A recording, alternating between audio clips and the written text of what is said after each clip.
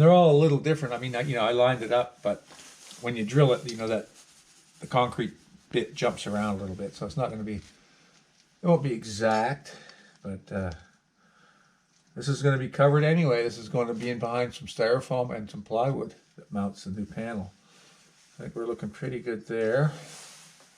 So if we go on there and on there, we're going to call that the center one, so we're going to call that number 2. And then we've got another one here. And we'll call this one number 1. You see here, yeah, it straddles it quite well. We'll put one there, and one right there.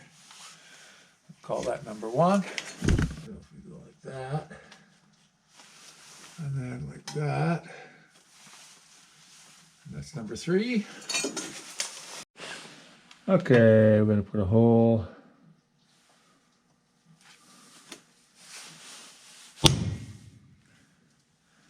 on there, on there,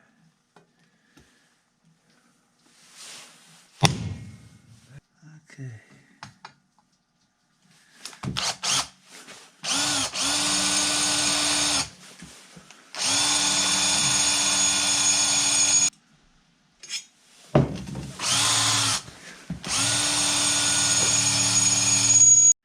I'm just going to mark for the thickness of the nut, and then so I can cut those threads off. That should be fine. That should be fine. I can cut that one off and I can get more lengths out of this.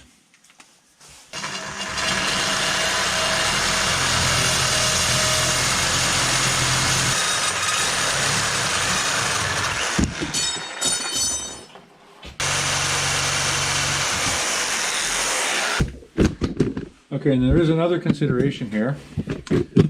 When I get it all set up here, before I tighten it down, I'm going to fill this cavity on this side because it blew out around every hole. I'm going to fill it with some fast setting concrete mix, this patch that they sell, a pre-mixed patch, and I'm going to put that in there, and then I'm going to just snug it down for tonight and leave it sit overnight to harden before I tighten it down, because if I try and tighten that down, you know, either into this cavity or over that stuff before it's cured, it'll just bend the plate into it. So that's something to think about. Okay, so I got the rods made up. I got nuts on this end with washers, and I'm just going to set them in place.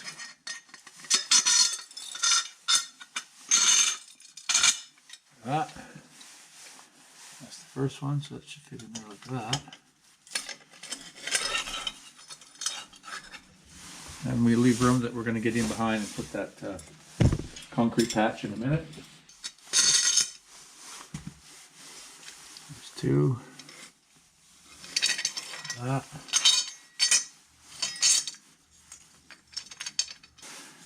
And I'll bring that other stud in from the other side. 1 second.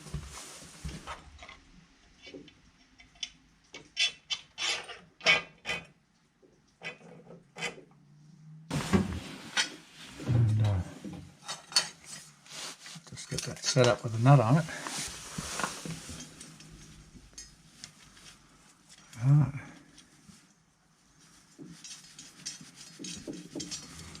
Okay, that'll hold it.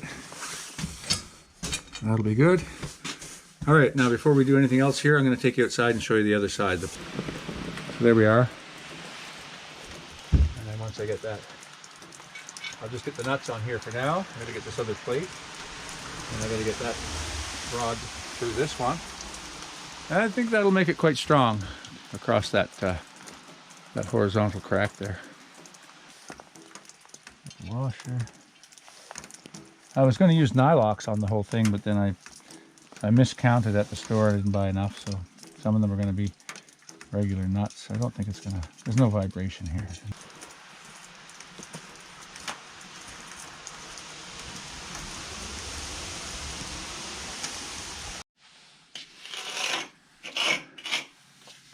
Okay, so one small correction. The mix was not pre-mixed. I had to mix it with the water. It's not a very complicated process, so I didn't show you that. It's just a stir it in a bucket with some water and make a paste. I'll put it on here. Pack some of that in there. Like so. Yeah. Not too bad. Like so. Fill up the void.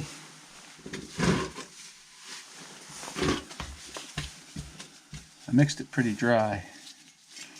It doesn't want to run out of the hole. Like so. I almost got it. See? That'll be good. An imperfect science with fair to middling results. I think it's going to be okay. Now, let's see. A bit around that one. Yeah. I'll smooth that off a bit.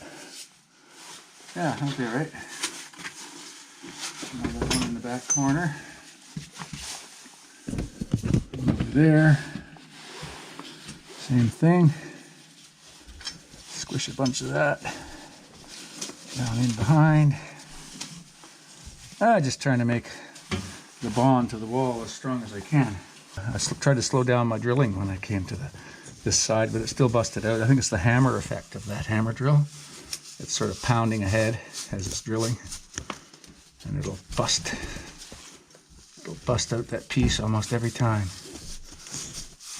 There. Like that. So if you like this kind of content, now's a really good time to go down there and give me a thumbs up. That really helps the YouTube numbers for me. And if you want to subscribe, it's free, and it helps the numbers as well. It helps me be able to create more of the same type of content, and keeps me motivated, you know, because that's what we do it for. We're looking every day at our numbers and how many people liked our videos, and we use that to gauge, you know, should we make more similar types of videos, or we should do something else, or should we, you know, go back to university and become a banker or whatever, you know. It's all based on that feedback you guys give us. So if you can do that, you can take a minute of your time and just make a comment down below. I really appreciate it. And I always answer every comment that comes in. It takes a little time. I don't often get to them right away, but you know, within a few days or a week or so, I usually get back to everybody. And that's the infomercial portion of this video. Okay, packing that in there, see? Yeah, and once this is in there, I'm going to just snug the bolts. Not over tight, but just snug them up. And then let that harden before I cinch them right down. Yeah. There we go. And that's going to make a difference in the strength of that wall. There's that crack right across here. I didn't like that idea.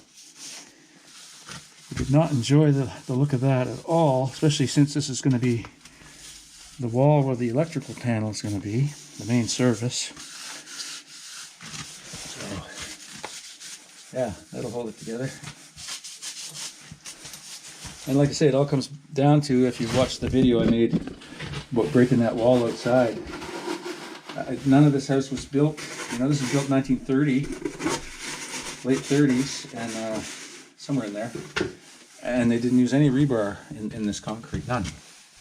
No mesh, no wire, nothing. It's just rocks and concrete mix.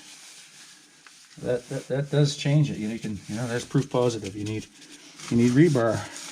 Rebar holds it all together inside and keeps it from splitting. I'll just make it snug without going crazy on it. That's good for tonight.